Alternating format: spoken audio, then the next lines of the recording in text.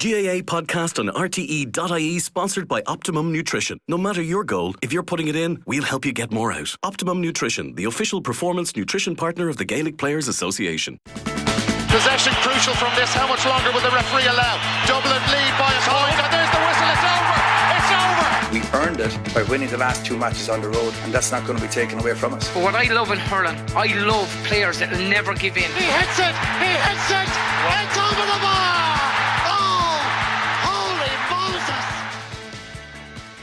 Hello everyone and welcome along to our latest episode of the RTE GAA Podcast. We're going to look back on quarterfinal weekend in Croke Park with Tomás O'Shea and Ciarán Whelan joining myself and Rory this week. Standout result of the weekend, no doubt about it. Galway beating Dublin for the first time since 2009. We won't have Dublin in the final four. The earlier game on Saturday, bit of a dour enough affair between Armagh and Roscommon where Armagh prevailed. Then yesterday, Kerry 5 points to spare against Derry while Donegal overcame Louth. So lads, 3 of the 4 games might have been a bit of a tough watch, but I do think Galway against Dublin, Tomás, felt like a game for the ages. Maybe, I don't know if this is the one that saves football and we can get into that later, but history in the making, and it was definitely the game of the weekend. I think it was a game of the weekend because of the excitement, and unfortunately for the Dubs, it was probably because Dublin were beaten, and they've been such a dominant force for the last 12, 13 years that people didn't expect them to get beaten at the quarter-final stage. There were still many people's favourites.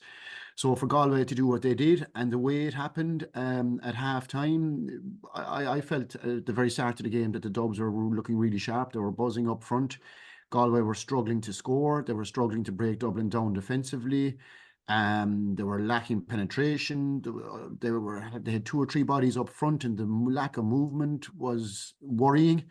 I think Shane Walsh was the one man that kept them in that game from play and from frees. He was outstanding in the first half, and he was the one shining light. But at half-time, Jacqui, there's no way in hell that you would have called that Galway were going to win that game.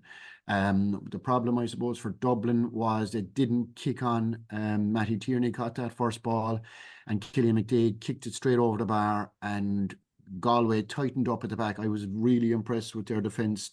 Jack McGrath, Jack Lynn, Sean Fitzgerald, they were outstanding. None of the main Dublin players got into the game. Their subs that came off the bench, they started Jack, they started Paul Mannion. They were both substituted. The impact didn't come from the bench, whereas the Galway bench all had an impact. They all scored. Tom O'Callaghan scored. Heaney scored. Ken Darcy scored. And I suppose I felt, Cillian McDaid got all the plaudits, and rightly so, but Pádraig Joyce for the season that they've had, for the injuries, and we keep going on and harping about the injuries. But Comer wasn't fully right. And maybe Shane Walsh has an injury. There's constantly, from game to game, there's worries. But they got it right. In that second half, they completely blotted out Dublin's key men. Brian Fenton had a quiet game, and you'd have to give John Maher huge credit for it. He was on the ball an awful amount, and Brian Fenton didn't have his usual game. And look, the Dubs were still there. The last play of the game, Galway were 2 up. Dublin got a score. They won the next kick out, and you're here saying, Jesus, they're going to do it again. It's just what Dublin do. But they just gave away a poor ball, and Galway, to be fair to them, capitalised. I think it was a cracker of a game in the second half in particular. And again, look, we wouldn't be talking about the excitement, I would say, unless Dublin were beaten. But unfortunately for them, they were, and that's the story of the weekend. Yeah, and that's difficult, Ciarán, because everybody is talking about Dublin when people should be kind of talking about Galway and how brilliant they were. But I think it's because of what you said on Saturday night's programme, where there is an end of an era feel around this. And whether that's unfair about Dublin or not, it does just feel that when you're talking 15 years since they've been in the Final Four, Dessie Farrell's comments after the game, what you've said, I think that's why we're all latching on to Dublin, because we're going, oh my God, is this it? Yeah, listen, you can't take it away from Galway in terms of the performance. I think that has to be said. But I suppose from a Dublin perspective, I think 10 of the starting team are 31 plus. A lot of miles in the clock, a lot of medals in the pocket. And you just got a sense that, Dublin have shown massive resilience and character in when it was put up against them, over the last 10, 12, 13, 14 years or whatever, they were able to dig out results. You know, you always felt if it came down that last 10 minutes, you know, in Dublin were in a game, you always fancy Dublin to win it, and generally they did win it, and they had this knack of being able to win by a point or two. And it just felt there was a sense on Saturday, you know, watching it even in studios, that, you know, particularly the way the second half was unfolding, you know, when Dublin needed to find that extra kick, it wasn't there, and they let Galway back into the game. Like, I'd agree with Tomás. When I was watching the first half, I was thinking, you know, yeah, they front loaded the team. They were very comfortable. Galway were kind of stepping off them. I thought Dublin's structure, they had gone for Merchant as a +1. They were pushing Howard into the middle to give an extra, you know, to back up the midfield presence because Galway were going long on kickouts. There was so much going well for them. Even Sean McMahon was standing up Damien Comer. You know, he was keeping them quiet. You know, Walsh had his couple of moments in the first half, but Dublin looked really in control of the game. And that's why it was a kind of a strange game in essence when they came out at the start of the second half. Matthew Tierney wins that ball, and all of a sudden Galway increased the tempo. And Dublin just struggled with that, and there was kind of signs of that in the Mayo game and the Louth game. And I just think they've gone to the well once too many. And I think it's easy in hindsight to say, you know, you look at the impact that Jack McCaffrey had against Mayo when he came off the bench, and even Mannion and stuff like that. You know, should Desi have held a couple back? But maybe as a management group, they felt, yeah, let's go out and try and ask questions of Galway, put doubts in their mind. They're not fully fit. They're on their third week in a row. You know, let's try and go after them and finish them off. And it didn't happen because of Galway's resilience and courage that they thundered back into the game. But it is, Jacqui, just in terms of, you know, there's no doubt, I would think that the likes of Cluxton and James McCarthy and Mick Fitz, you know, there was such momentum there last year, and there was such a good feel factor around the county after the win over Kerry, that there was a collective kind of group that came back together and said, let's have another go at this. And I think that's what it kind of meant on Saturday. That's kind of come to an end. It's only natural. I think Desi touched on it.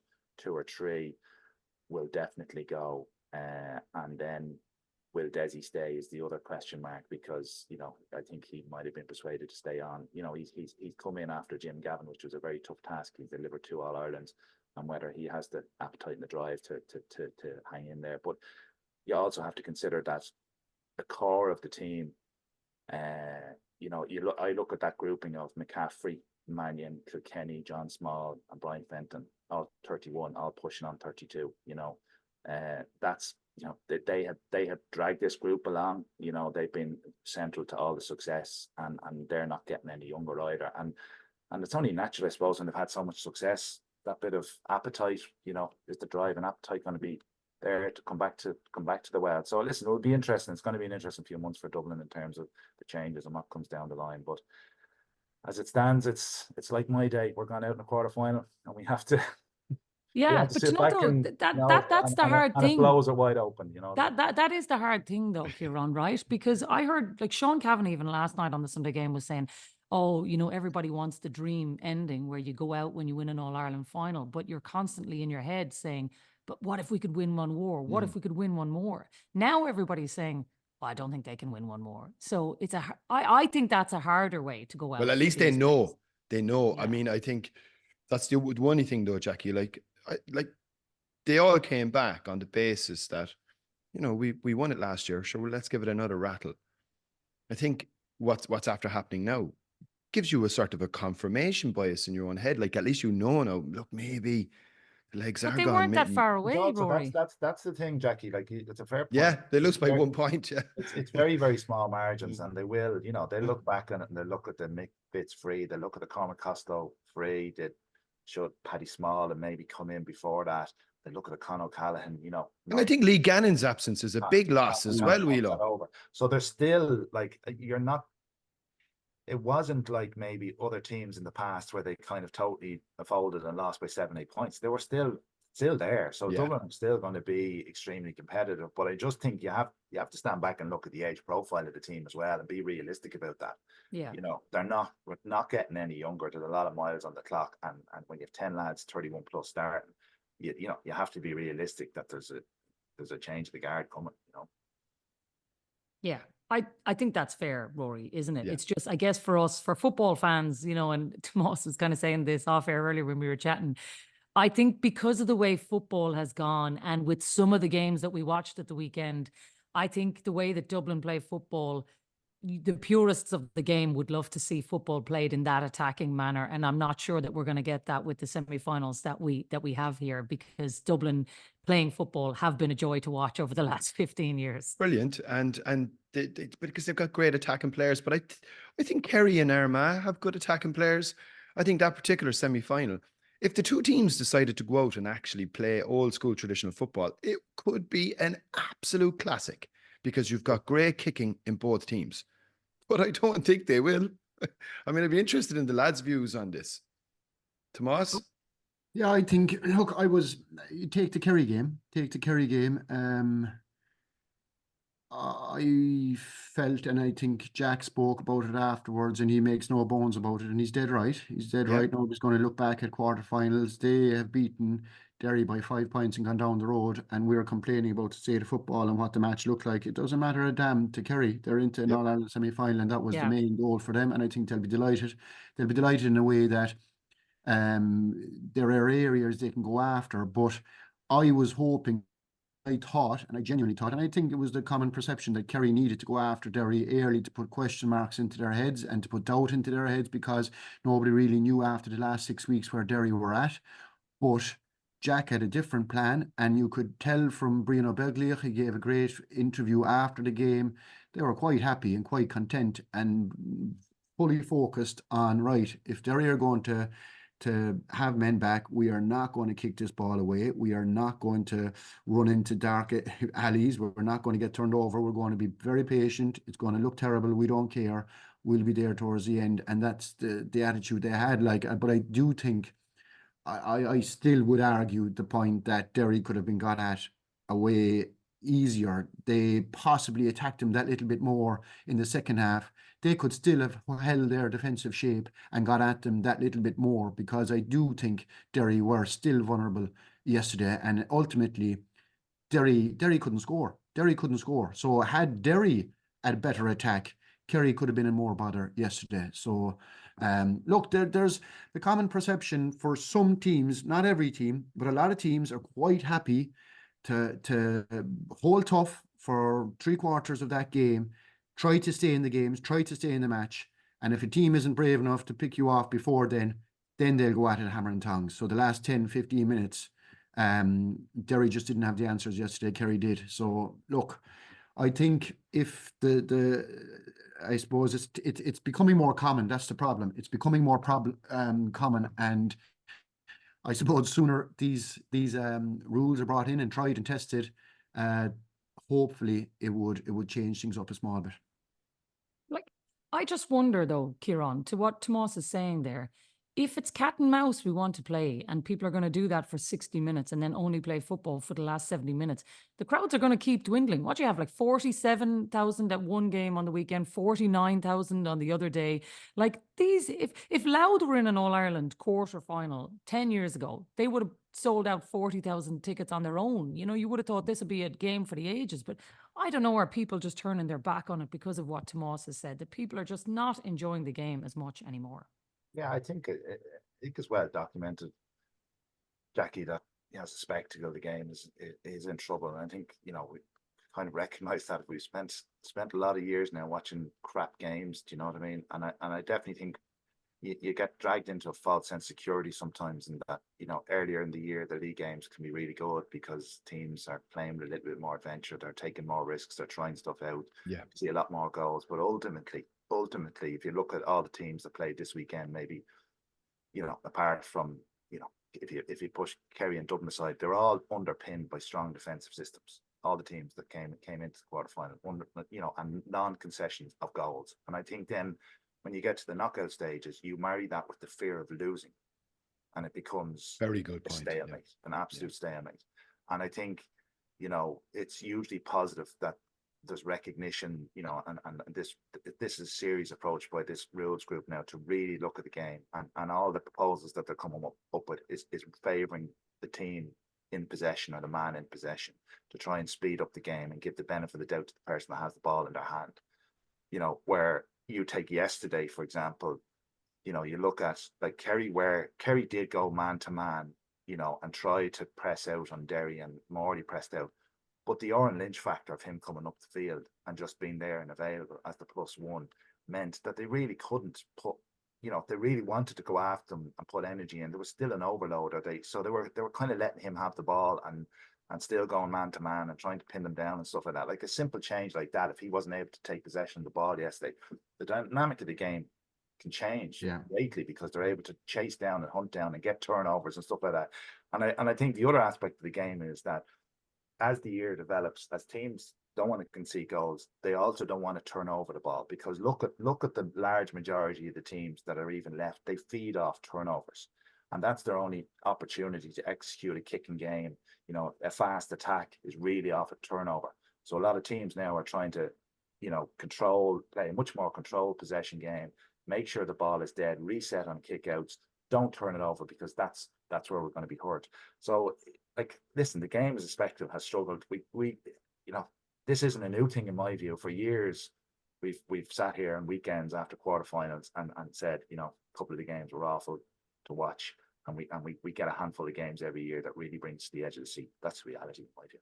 Yeah, but you know though, Rory, the teams that are left in it, like Donegal, actually go forward with the ball. It's not this lateral back passing thing. Like, they're one of the most attacking, athletic teams in it. Galway, you would argue, extremely athletic, very strong with forward momentum, brilliant, some of the best forwards in the game. So we're not talking about, like, yes, you're like, Ciarán is right, a lot of them have good, solid defensive structures, but they're all able to play football. Like, all of these are an unbelievably talented group of teams that are left in the competition.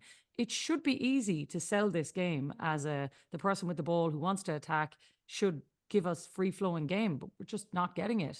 No, and I think Whelan mentioned one thing there, which I think is such a key point in this. It is the defensive systems married with the fear of losing as you go further up the food chain and the games increase in their importance. That's where like teams are going to sit in, because coaches will be conservative players. I was watching Armagh Roscommon, for instance, on Saturday, and the camera kept cutting to the sideline where Davy Burke, and you could see Davy Burke saying, press, shouting at his players to push up on the Armagh kickout. The camera would cut to a wide shot, and all the players were legging it back into their own half. So I think even sometimes when managers might want teams to be more proactive and front foot, I think there's an inherent conservatism now within the player mindset to just drift back the field. And I think initially, when a lot of these rule changes were first being mooted, I was a bit circumspect about it. You know, look, I'm watching Gaelic football long enough. I went to Coláiste Cree Street. Tomás will know about it. The traditions within it came up through Nemo Rangers in terms of Gaelic football. So I know a small bit about it. And I was kind of saying to myself, look, maybe we need to be slightly more conservative, slightly more softly in terms of the new rules that we bring in, and not make too much change too quickly. I have totally flip-flopped on that. And I think they cannot be radical enough. I think whatever they do has to be absolutely radical, because I think the game is actually suffering. Like, some of the football over the weekend was diabolical. It was absolutely diabolical to watch. And people aren't fools anymore. And I think there is a responsibility. And I'd applaud Jarlath Burns to get these people on board and get these rules in quickly. But there's one, like, to add on to that, you can still, right, you could play Derry yesterday and they are completely defensive. Kerry will face Armagh and they will be completely defensive, and they're very good and they're very organised at that. That does not mean, and Jack made the point yesterday, that Kerry were not going to be ballooning ball back into Derry's arms and let them do what they do best in counter-attack. I get that, but you can still be direct. You can still not be overcautious and go over back and over back. You can still run a ball like Donegal do. Donegal don't kick it, but they can be really, really direct. You don't always have to hoof a ball. You can actually come in numbers, you can spread it wide, and you can actually go forward with the ball. And that is what some teams don't do. I felt during the league in particular, every team were trying to go forward. It mightn't be the beautiful long kick into space, grand. I accept fully that, and I wouldn't You wouldn't coach that. You wouldn't coach them, because the danger is that the more direct you are, the more chance you are of getting turned over, the more chance opposition that you'll be wide open at the back. It's happened to Donegal, so I understand why they'll be overcautious. But I think they're completely, like Kerry in that first half, were way over cautious and could have asked more questions of Derry, I feel, and are good enough to hold on to possession and still be direct in a way that would hurt Derry. Just two things on that. Like, obviously, you look even what Jack Connor was saying, and most teams, you're managing a team and you're going out to play against a Kerry team. Apart from the way maybe Dublin have played them, and even possibly Mayo to a certain degree. If you go man to man and you push right out and you play an orthodox game of football, and you give Kerry space and you give them their kicking game and you let them throw the ball around, you're going to get your arse handed to you to a certain degree, because that's Kerry's strength. So they're being set up to counteract and stifle Kerry and actually take them out of their comfort zone and ask them questions. And that's exactly what happened yesterday. They went back to basics. But I think the other part you're saying in terms of going at them, I think that's the fear of the turnover. That's the fear of the turnover. Louth, whatever it is, Louth set up completely defensive, but Kerry had no fear there. Absolutely none whatsoever. Is it the fact that they just felt that Derry are probably a better team and have more danger up front? But Kerry approached Louth, who are a defensive team, have been defensive all season, and just pulled them apart, had no fear, just went at them and didn't have that fear of being counterattacked. And I know you'd have to be careful to a certain degree. I just felt they could have gone at Derry that little bit more and asked more questions. Brian O'Begley, Paul Murphy were the only two I saw willing to take them on yesterday. And they got, Paul Murphy came off the post, Brian Begley got a score. I get it. I get completely, you're going to have to be careful, and teams are going to set up defensively against Kerry. Armagh will set up completely defensively against Kerry. But I think Armagh will probably have a more attacking threat and a more outside of Shane McGuinness yesterday, Derry didn't look like, I know the two midfielders got scores. They didn't look like scoring from the back. Other forwards were non-existent in terms of scoring. Cassidy got a score, I'd say. Outside of that, none of them looked dangerous at all. Their bench had zero impact. Derry couldn't score, Derry couldn't score yesterday. And I think if Kerry are as careful and as cautious against a team that will pop more scores off them, or heaven forbid get a goal, then they'll be smarting. I just feel that they have it in their artillery to be a little bit more direct. Be cautious, yeah. But I look, Jack admitted it, and he's no fool. He's a cute boy. He knows exactly what he was doing, and he doesn't care what we say or anybody else says. It was all about winning, and it worked out for them yesterday. So but it is if you had Dublin and Kerry, I think you would have had a different match. I think possibly Galway, Kerry, you'd have a different match. But you'll have Donegal and Armagh will play a certain way in those semi-finals. And of course, sure, why else? They'll do what they have to do to win, and that's the best way for them to win. Well, those times have been confirmed. Yep. Rory, what have we got for the weekend? Yeah, so Kerry and Armagh's at 5:30 on Saturday, and I think that was the one that I suppose a lot of people, Tomás was curious about, and then 4:00 Sunday on the what date is it? The 14th. So on the Saturday, the 13th of July, Armagh versus Kerry 5:30 Croker, and on Sunday, the 14th of July, Donegal Galway at 4:00. Both games will obviously be live on RTE. Brilliant. And BBC, by the way. So there'll be two. Look, we hope that we get two good semi-finals. But I mean, I don't know. I mean, the big issue for me, Jacqui, is this weekend coming, right? There's talk of it'll be near enough a sellout on Sunday. They're potentially looking at 75,000 for Cork Limerick.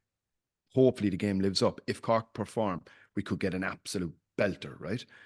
I think Clare Kilkenny will deliver as well, because Clare surely must be sick of losing to them at this stage. And you will be talking about, from the hurling pundits, high up, low down, what a weekend, brilliant matches, great, colour, pizzazz, isn't it fantastic? And then we get to the football semis and we'll be, Do you not think that there's a novelty with Donegal, Galway? I think there is. I think there is a novelty, and I think that's absolutely to be welcomed. And there's a lot of talk about, it's wide open. And Kerry have been winning wide open All Ireland football championships since about 1920, right? But Rory, if The point with the hurling, I don't think it's not comparing like with like. I know. think if there was three tiers in football, you probably wouldn't have the same fear. Teams started setting up because it's an All Ireland. It's actually an All Ireland where all the teams play. So every team aren't at the same level. And then Donegal in 12 said, right, we can't beat them going man on man. Like Whelan made the point there, they'll get their arses handed to them. So they set up a different way, and they provided a template because all teams are playing against everybody. Whereas the hurling, you have the best teams playing against each other. Yeah. And I'm not sure it would have gone down the road of being as defensive if all the top 7 or 8 teams, and that's all it is in the hurling. The All Ireland, the hurling is 7 or 8 teams, do you know? It is. And I accept that. And I also accept that Donegal had to come at that time under McGuinness with a different type of game plan and a different approach to try and make them competitive to be able to get in there. But what's happened in the interim? The traditional powerhouses just got back on top anyway, because they'll figure a way around it. Dublin's and Kerry's and Mayo's and Tyrone's, they'll have ultimately be able to unpick all of this. But what the legacy of now we have is a game that stinks, right? And the rule makers didn't stay far enough ahead of this. Like, okay, fair enough. This was a game plan that McGuinness designed, which gave teams at lower levels the ability to compete. But ultimately, the traditional powerhouses just got back on top anyway, because that's what they do. They figure these things out. And now you're left with a game whereby it's backs and forwards, 30 players inside one half of the field and then shifting up to the other. And we're probably going to get some of that in both semi-finals. So rule makers, you need to act, and you need to act quickly. I think that's fair, Ciarán, right? I think the points that Rory is making, and to a wider extent, I think what football people have been screaming all year is fair. But I still think if you look at the final 4 in the football championship, this is what we were crying out for. This is what we wanted. Do you know? No, I think we all accept we need change in terms of spectacle, in terms of I don't think there's anyone who's going to argue that, and that's been done, and we have to embrace that. But I would still look at the 2 semi-finals in an optimistic way, in that, Donegal, Galway, it's actually a very tricky one to work out in terms of how even that will go and how the teams will set up. And we saw Donegal yesterday, against Louth. And I think, Louth probably did reach that glass ceiling to a certain degree. They probably exposed that little bit of quality yesterday. I certainly felt in the first half, Louth were kicking great scores, but Donegal were kicking simple scores, and I certainly thought they were definitely going to kick on. And Donegal, how McGuinness has set them up, they're not overly, it's not 2011. They are playing, they are attacking in numbers. They are a little bit vulnerable. You can get at them. Louth showed that at the back. They're not as rigid, maybe. Yeah, they're playing like most teams are. They're knitting bodies forward. They're brilliant runners. They're obviously working on something in around the D in terms of position their players in around the D and trying to expose that space and get their kickers in there. And Galway then showed, I suppose, at the weekend that, I probably questioned them. I didn't know whether Galway had a plan B, if I'm being honest. And they kind of showed they did have a plan B, and they were able to come out in that second half, and they were able to change their structure, and they were able to change their shape, and they were able to come out a bit, and they have the good quality players to back it up. So I'd be looking optimistic. I'd still be very much looking forward to semi-finals, because I think we have a massively open All Ireland, and I do think Armagh, absolutely, we know Armagh will be fundamentally defensive. That's the way they operate, and there's been a lot of critique and a lot of talk around how Armagh play, and that's because we know they can attack, and we know they're good forwards, and they know when they push on, they can actually play very good, exciting football. But their DNA is defence first. They've only conceded 2 goals against Cork, 2 goals against Down. Again, they're set up to not concede goals. They were frustrating to watch, I thought, against Roscommon at times, because you felt when Roscommon got the man sent off, you're thinking, come on, lads, go after this, finish them off. They're there to be done. And they still let Roscommon stay in the game, until Turbot got that second goal. Roscommon were still hanging in there. And that's your biggest fear from Armagh, that it's just that maybe that over conservatism. And I do think that Kerry will learn even from yesterday, in terms of what they faced against Derry, and they'll have Armagh well sussed out as well. And yeah, I'd be more optimistic of the two. Look, I think it's wide open and something different than their novel fixtures we haven't seen. That would be, we could get 2 decent semi-finals. I do think Galway deserve huge credit. I mean, like what they achieved, there was only the 3rd time Dublin beaten in 10 years. I think, is that Stephen Cluxton's first championship defeat since 2014? Some of the scores that Killy McDade in particular kicked, and that one right after halftime really set the tone. I think it's a rare opportunity for them now. I think the age profile, Whelan mentioned about Dublin, Galway's age profile is of a similar mature level, insofar as they probably won't get too many more opportunities at this stage. They've now done what a lot of people might consider is the hard work in slaying the dragon. And okay, could it potentially set up a repeat of the 22 final? That would, listen, I'd take that in a heartbeat. I think it would be a fantastic final, but they have a bit of work to do. Like, I mean, I know people were slagging them off post-match about some of the celebrations. But like, this was an incredible achievement. You know, they were like, who saw this coming? I think I texted G at halftime, lads, and I said, this will be over by halftime. What a turnaround. And for Galway to have gone on, I think they're a big story now in terms of the rest of this championship. But and I think Whelan is right. I didn't want to be sounding overly pessimistic. I think that Donegal-Galway game, you know, classic West of Ireland contest, and that one will be really one to savour. Hopefully try and get in and watch it.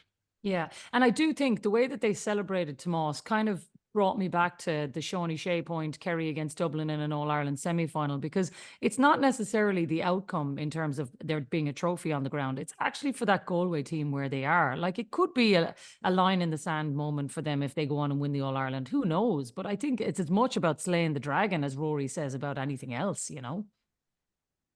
Yeah, and I think it's about the voyage or the trip or the journey that Galway have been on since Pádraig Joyce has come in. If you remember back pre-COVID, Joyce came in and they were playing champagne football, and then the wheels just fell off it, and they struggled big time. And there was talks of Joyce actually leaving the job, and he came back. You know, Neil got involved, and it's been a slow burn for them, and they've struggled, but they won Connacht this year, and you could see what it meant to them to win Connacht, because Joyce has mentioned it a few times, and I'd say there's a lot of sniping within the county, and there's only one answer to that, and that's to win games. And they won the Connacht. They came along, they played the All-Ireland champions, and I suppose nobody gave them a chance. The way the season has gone for them, the injuries that they've had, the way the first half went, it was just set up for Dublin to do what Dublin do. And they came out and tore up the script in that second half, and you could see what it meant to Galway because no one, not anybody in that stadium, there's a great atmosphere. That second half was pure championship.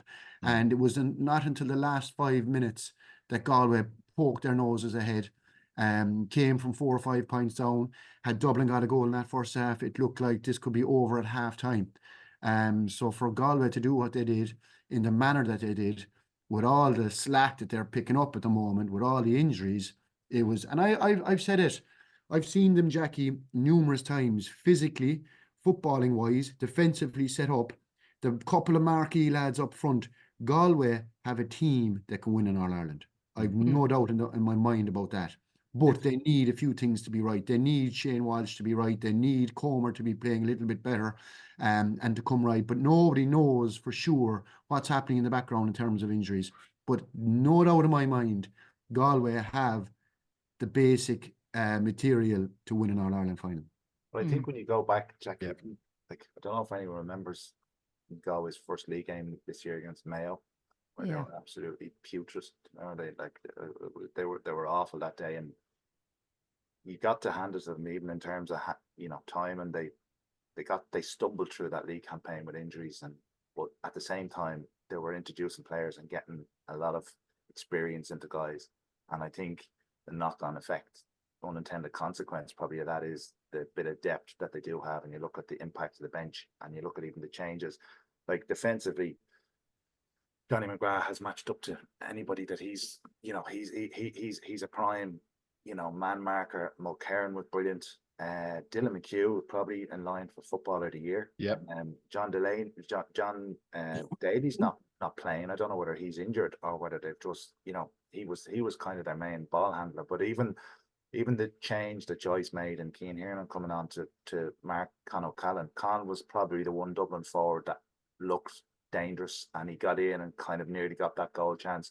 Even that switch to have that bit of depth, and then Johnny Heaney being able to bring him off the bench. He was their player of the league. Keane Darcy. So they've the unintended consequences. Tom O'Culhan kick him on at the end there, Whelan. Like that has benefited in the long run. But I'd agree that I thought Coleman was still quite effective in he still made some big contributions in terms of even the turnover and the short kick out.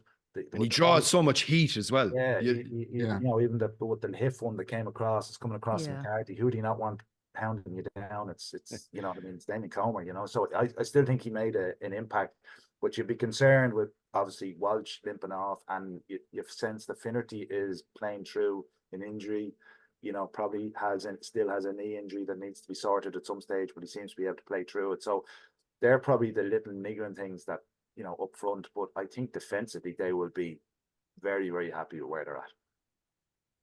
Okay, well, look, we are going to have plenty of time between now and then in 2 weeks to look ahead to the semi-final. So we'll leave it there for the moment, lads. And Ciarán, hopefully the Dubs will be back. Who knows in what shape or form, but the end of an era for now. And Kerry to win the All-Ireland, Tomás, yeah?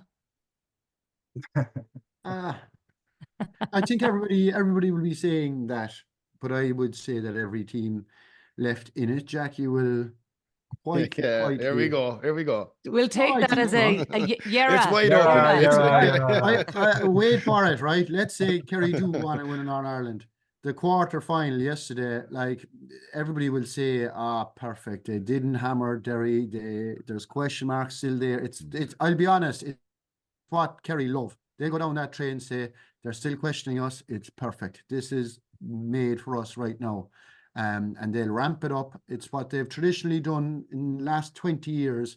Quarter final was always the game where you didn't really know where you were at, and it was just about getting over that and say, right, here we go now. And that's exactly, and Jack was involved in a lot of them, and it's exactly what they did yesterday. There was no real flair, nothing up on billboards. The other teams are going to get quietly excited, and that's what Kerry love, and they'll come hunting. I'm telling you, you're the hide and seek champions of the Gaelic Football Championship. They have the king of the eras above, and they have the king of the eras above in Armagh. Donaghy will. That is such an interesting subplot, though, Tomás, isn't it? It is, and he does. Donaghy's cute enough, and he does know the boys inside out. But on that day, he's an Armagh man, point blank, and you have Donaghy on one side, you have Mike Quirk on the other side, as Jack put it once upon a time, two big giraffes going head to head. So it'll be interesting. It'll add an extra kind of an interest to it. And McGuinness, to be fair, has great respect for Kerry, and Kerry would have great respect for McGuinness. So I think it'll be a good build-up.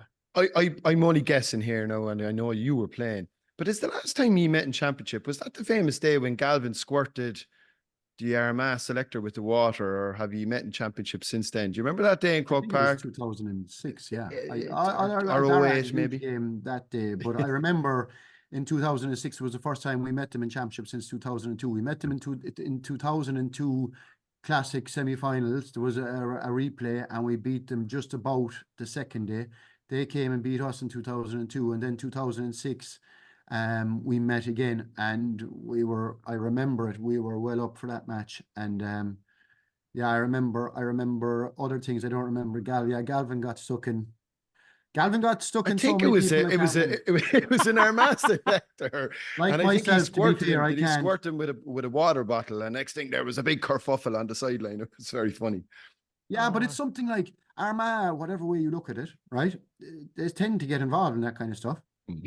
They do, without throwing the cat amongst the pigeons. They do. And I remember your man had no business coming in at the water, and there was, but that's part of it. That's the way the game has gone. But it's going to be brilliant. I think Armagh have serious footballers, Kerry have serious. It's going to. I think I'd agree with Whelan. I think you're going to have two good semi-finals.